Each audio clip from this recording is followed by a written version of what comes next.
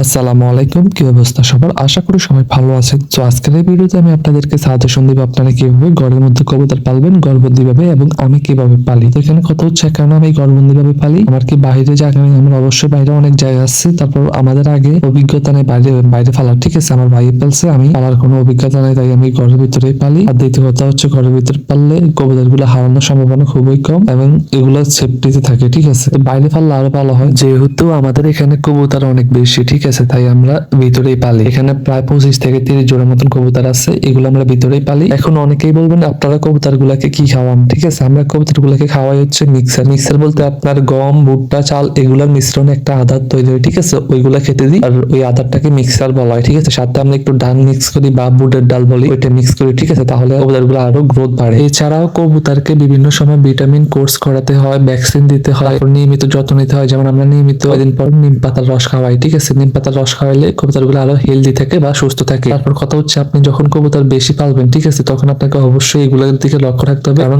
বেশি কবুতর রাখলে এগুলোর মধ্যে আপনার ভাইরাস রোগের সম্ভাবনা প্রচুর থাকে, তাই আপনাকে অবশ্যই সতর্ক থাকতে হবে। আর সর্বপ্রথম আপনারা যখন আপনারা ঘরের ভিতরে ঘরবন্দি ভাবে কবুতর পালবেন, সর্বপ্রথম আপনাদেরকে একটা দিক নির্দেশনা মেনে চলতে হবে, সেটা হচ্ছে আপনার ঘরটা সব সময় পরিষ্কার রাখতে হবে, ঠিক আছে? আপনি যদি প্রত্যেক দিন না পারেন, অন্তত 3 দিন পর একবার হলো পরিষ্কার রাখতে হবে। দ্বিতীয়ত, আপনার যে খাঁচাগুলো আপনি দিবেন, ঠিক আছে, ওইগুলো অবশ্যই আপনাকে একটু স্পেস ছোট করে দিবেন, ঠিক আছে? ছোট করে দিলে ভালো হয়, বড় করে দিলে কবুতর গুলো বড় খোপের ভিতরে ঢুকতে চায় না, তাই একটু ছোট করে দিবেন যাতে কবুতরের সুবিধা হয়। এটা শুধুমাত্র কবুতরের সুবিধার্থে। আর আপনি যখন নতুন কোনো জোড়া কবুতর আপনার ঘরের ভিতরে অ্যাড করবেন, ঠিক আছে, তখন আপনার কবুতর গুলো নতুন কবুতরের সাথে মেনে নিতে একটু খুব কষ্ট হবে, ঠিক আছে? তখন তারা নতুন জায়গায় আসলে একটু মেনে নিতে কষ্ট হয়। অবশ্যই তাদেরকে 2-3 দিন আপনার একটা, যদি লোয়ার খাঁচা থাকে লোয়ার খাঁচার মধ্যে বন্দি রাখবেন, আর যদি আপনার খোপ থাকে খোপের মধ্যে বন্দি করে রাখবেন, ঠিক আছে? তখন ওইগুলার জোর ভাঙার চান্স আর থাকবে না, ফলে তারা তাদের জোর দিয়ে চলবে, ঠিক আছে? আর জোর ভাঙলে কি হয়, আপনার লস আসে, তখন আপনার একটা অন্যটার সাথে মিলে যায়, ঠিক আছে? বাংলা কবুতর আপনার দামি কবুতরের সাথে মিলে যায়। তো এই জন্য অবশ্যই আপনাদেরকে এটা করণীয় করতেই হবে।